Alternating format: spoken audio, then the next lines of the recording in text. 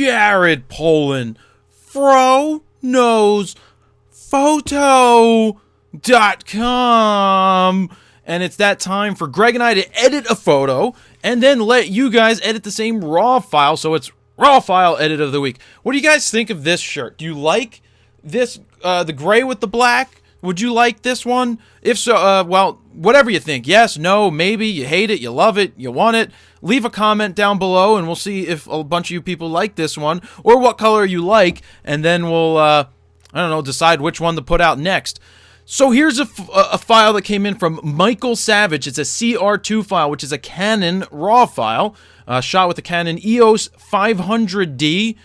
Is that the T2i? Or is that the 550D? I don't know. They're weird numbers.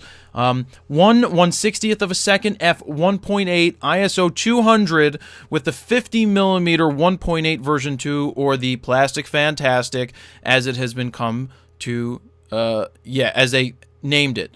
So we're kind of on a portrait kick this month. I think people like editing portraits. I think you can do more with people than you can do with landscapes. I mean, there's a lot you can do with everything, so it becomes personal preference. So now we're looking at a photo that's on a very overcast day, so it has a feeling of, should I go black and white? Should I go color? Is she actually wearing any clothes other than boots? That's something interesting. And you know, I want to check focus on this. Just like last week, we looked at focus and we were like, it was missing. Here, we're kind of in the same boat. We're shooting at 1.8. Remember what we say about shooting 1.8. If you move your focus and you miss, like if you lock in and you move, something's going to be out. Like this is a very glowing image, and I don't know if I found. Wow, look at the purple fringing. That's, I guess, the lens and the combination of the body. Same thing down here. I don't know if there's one uber-duper sharp place. I think we're going to be able to save this image, though. It's a very good image, and we're gonna bring it back and see what we can do. I would have loved to have seen it to be a little tighter, but I think it's a combination of settings in the camera, or sorry, the combination of the camera and the lens. But really, it's a very good portrait. It's framed. The composition's very nice. I may have taken a step forward personally to fill the frame more. So, you know what? I'll do something that I personally don't do with my own photos. And that's right. I just hit the crop button. I'll just start with that. And let me lock it in for the aspect ratio of 2:3, which is the proper aspect ratio for this type of camera. So, yeah. Being that it's not my own photo, I'll have a joyous time here cropping it. There it is. Hello. Let me see. Do I like that crop? Hey, redo. Edit. Redo. There we go. That's how I probably would have composed this image. Now she's looking right at us. She's looking right into our hearts. She is stealing our hearts away. Major difference from this to this. Look at that. Just by changing the composition, I mean, that's cropping, something that I don't do with my personal work, and that's why I'm doing it with somebody else's, but it's also showing you, because we'll start critiquing these things, how composition could look, and by cropping, you're starting to train your brain. Same thing as when I hold up this lens carrier, the negative carrier. You know how I tell you to frame the world like this? Same thing. That's what I just did with the crop tool. I'm sitting here looking at it, what looks good. And now she's staring me down. So we infinitely made the picture better in my mind already by doing what we just did. So let's get to making this image go pop. Exposure, boom. Contrast, ooh, a little harsh on the contrast. Definitely going not with fill light. Black levels, no. No, so this is going to be tough. The one way you warm up a color picture is you put yellow and you make her warm. But let's go to black and white. Yes, I'm using the vibrant sliders. Yes, I could just hit the black and white. It's the same thing. Whatever, it's a habit at this point. When I go black and white, I go boom. Much better. Look at this. Look at this. Zero contrast. Well, we don't want zero contrast. We'll start at 50 contrast. That's where it starts off. And we go boom. Yes, hello. Hello, how are you? My name's Jared. What are you doing later? Oh, I don't know. Maybe I'm staring right at you. So yeah, I think we just made this image again, better. That crop worked because now she's staring right at me. I think she is staring at me. I'll give her my number later. Did I go too heavy on the contrast? Yeah. Do I care? No. So I'm going to pump up my exposure a little more. I am clipping all my levels that Greg doesn't like clipping. Let's see what happens when we pull back. No, I'm going to go with that. Now, don't forget, color temperature can change your black and white images here. Yeah, I like the feel of this image. Look at this. That's where we were. This is where we are. That's where we were. Ooh, hello. Yeah, she looks good in black and white. And I'm blowing out the forehead. I don't mind doing that. I'm going to do my general sharpening. Again, those are my general sharpening techniques right there. I'm liking this right now. I think we really have taken this image to the next level. Yeah, ooh. Yeah, I mean, you could always pull back on the clarity and do something like that, but to me that gets too gimmicky. Or you could go over the top with sharp clarity, which isn't good enough for me. We're just going to go midway through, add a little bit of tone back into the cheeks and all this stuff.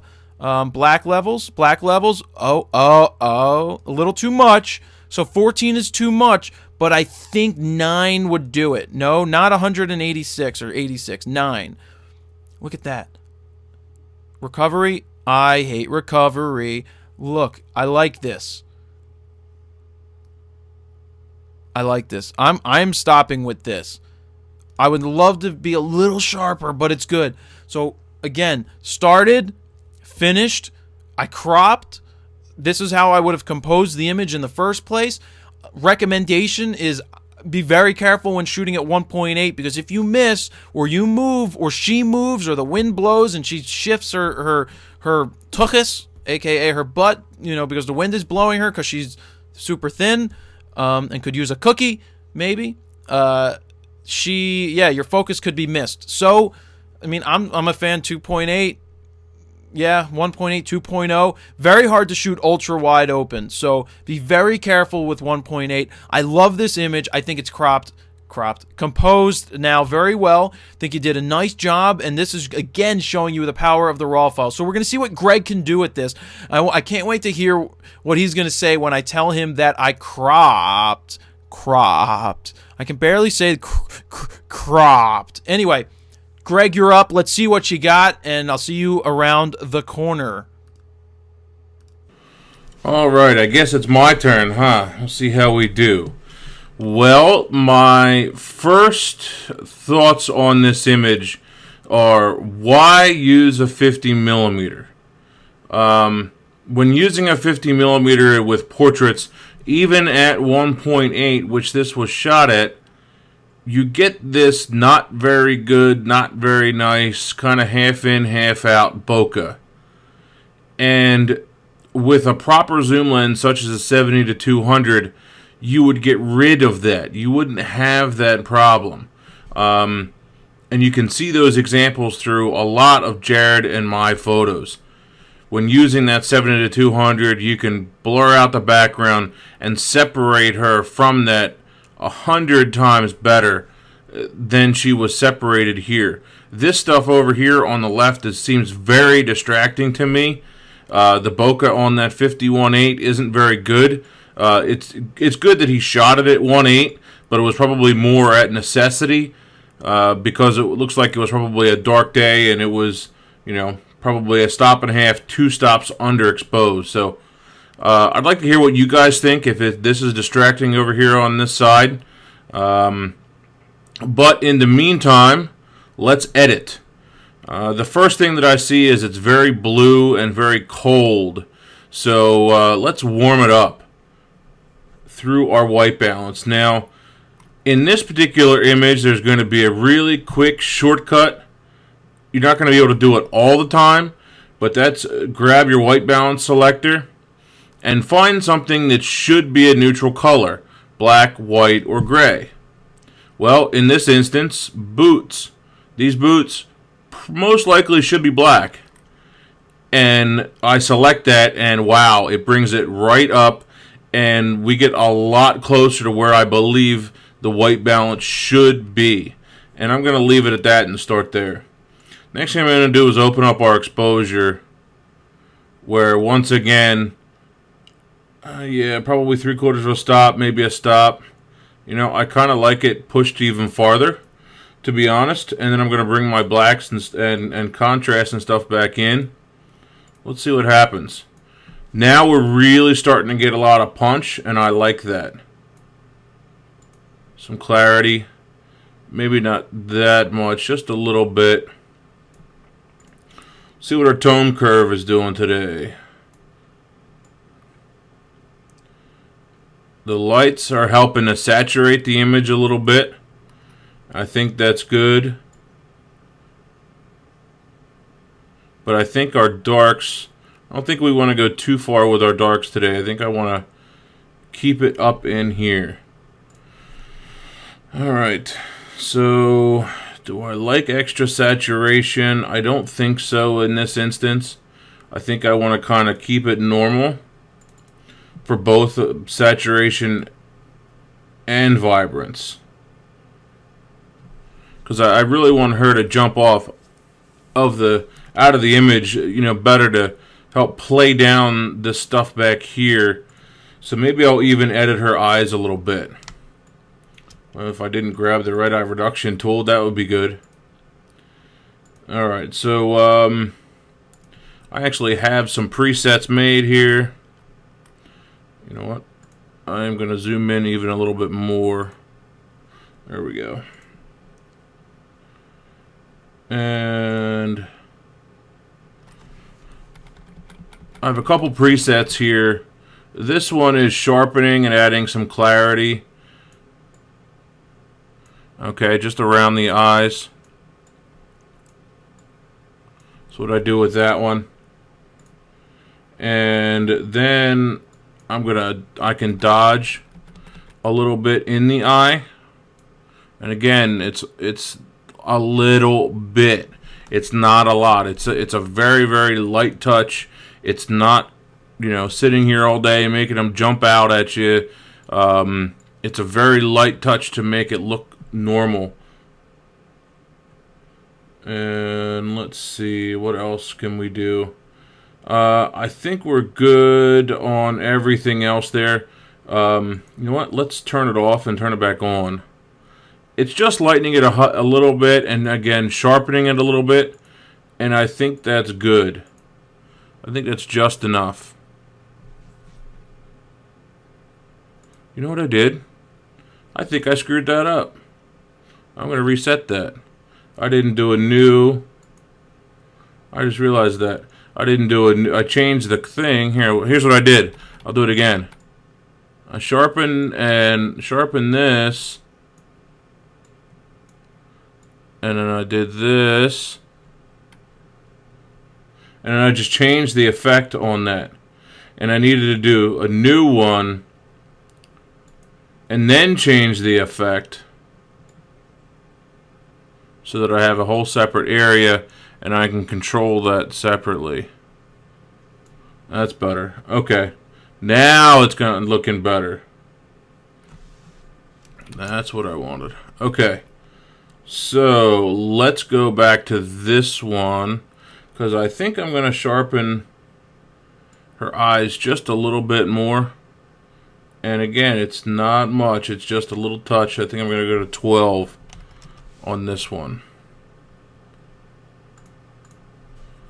That's better. It just making them pop a little bit. Let's see what happens before I go back. Where are we here? Brush, brush, brush, brush. There we are. It's just a little bit, and I think if the image was printed, it would definitely show up a lot, but obviously, you know, we're just looking at this on the screen, so we really can't tell. Now, I don't mind the creamy skin tones that are a little blown out in this instance. That doesn't bother me. You know what this is right here? See this reddish line around her hand? That's called chromatic aberration. Chromatic aberration. Most people don't notice it or don't pay attention to it. There actually is, if I can find it here, a way to get rid of it here in Lightroom. Not calibration. Jeez, why the heck can't I find it all of a sudden? It should be in detail. Detail, contrast, lens corrections, profile, manual. There it is, right there. Lens correction, manual. And you want to get rid of that if at all possible. It's actually caused by the lens. Poor quality lenses have problems, have much more problems with chromatic aberration than other lenses, and it's helping it a little bit. Not a whole lot, but it is helping. It's not hurting anything else, I don't believe. So let's... Actually, it is. So this would be one of those times that if it really bothered me... Hey, guess what? The phone's going off, and it's Jared. We're going to ignore his call. Let's see. So, you know what? And this is one of those instances where I would go into Photoshop and edit that chromatic aberration if I really had to get rid of it. But this particular time, since it's affecting the entire image in Lightroom, I'm not going to do it. So let's go back, circle back to our white balance.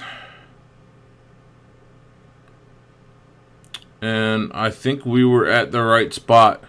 I think that 5500 is good. I think it's a good skin tone. The blue shows up really nice of her dress. I think the skin is nice. We have some nice greens in the background. Not that, as we really want to see them. You know, having a couple over here, I don't think would have been bad. But the photographers trying to use the rule of thirds here, and this space over here should be a lot more of a blank space that's completely blown out to really bring your eyes over here, rather than having this bokeh that really doesn't look that great. So I think that is all I'm going to do to it. Let's see where we started out. There's where we started out. And there's where we ended. So let's see how Jared and I did. All right. Yeah, we're back. Greg's eyes are closed because he's going to be really surprised with what I did with this edit. Don't open them yet, Greg. You ready? Yeah. 1, 2... Oh my 3. God, Jared cropped a photo. Holy something. Yeah, well, you know what's funny, Greg? So I went on for a couple minutes about cropping, and it's not my photo. I said this is how I would have shot it. So yeah, I agree. Yeah, you know. So I felt that it needed a crop this week. It was more of a change of composition to make the image stronger, and I brought up this thing. You see, you can't see my screen. No. You can't see my video, but it's the slide carrier for how to envision your frame. And I felt that this is exactly how I would have shot it if I was looking at the frame. You? It definitely helps. Yeah, because now she's staring at me. Yeah, but still, the thing that I brought up that I don't like about the image is the fact that it was shot with a 51.8. On a crop sensor camera. It doesn't matter. The bokeh is horrible on the 51.8 in this image. It has, you know, that zoom in on the sticks and stuff behind her. That does not look good. That is not a good bokeh. It's not blurry enough, and it just looks like crap. But it's not fully the lens's fault. It's partly the body and the combination of lens, and it's still a poor lens selection, and a 70-200 zoomed in farther would have done a much better job. Don't forget that some people don't have a 70-200, and we have them start with the 50 or 35, and it's a good option to start with to get. But this is the perfect example of why we recommend the 70-200 so strongly, and why I personally don't consider this a 50mm or a 35mm lens to be a portrait lens. Right, but again, I understand what you're saying. I fully get it. But you have to also take into consideration, and a lot of people yell at me all the time for saying, you know, you need to have that other glass. But if you don't have it, and this is all you have to work with, the ways that you can correct it are getting your composition closer, right? Well, if they would have filled the frame, the background would have been farther out of focus. Correct. That's a definite. What is your feeling about the 1.8? What did you say about that? That's as good as he's going to get. It was still a stop and a half under. Yeah, Stop under, you know. But it was only shot at 200 ISO. It could have been bumped to 400. Yeah. I said at 1.8, you're playing with fire, playing with shooting at 1.8, especially with focus. It's not always necessary to shoot that thing wide open. It's going to be better. I mean, the image isn't very sharp, and that's probably because wide open, that lens isn't the greatest. Yeah, I agree. I did notice that. It's a great lens to start with for the under $200. Don't get us wrong. I still like the final composition that I came up with this image. I think the person shooting is still learning and did a great job with getting that photo. So as a critique, Greg, I still think they did an okay job, or better than okay job for just being a beginner. Yeah, I agree. And overall, the posing is very good. It's just some of the tiny little technical things or the composition that it's a matter of they're definitely in the right direction and then eventually take that next step. Yeah, and that's why, when you start with those fixed lenses, we're spoiled a little bit, and Greg's spoiled a little bit at this point because we have the ability to use that 70 to 200. But when you're first starting for that first year, 6 months, a year, this is why, Greg was pretty adamant about saying, I love the 70 to 200 for portraits or a longer lens because the background would totally melt to butter, more so than it did with the 50. And you'll see it as you progress that those longer lenses are great for portraits, and the 50 is a little inhibiting. But really, to start off, it's a good way to go. This sounds like a video coming along, huh? What, for showing portraits with different lenses? Yeah, almost do this exact same scene. Sure. With a 50, with a 14, with a 24 to 70, with a 70 to 200. Yeah, looks like a long form video coming. It does. Yeah, I see that. Yeah, I like that. Any reason why you stayed with color?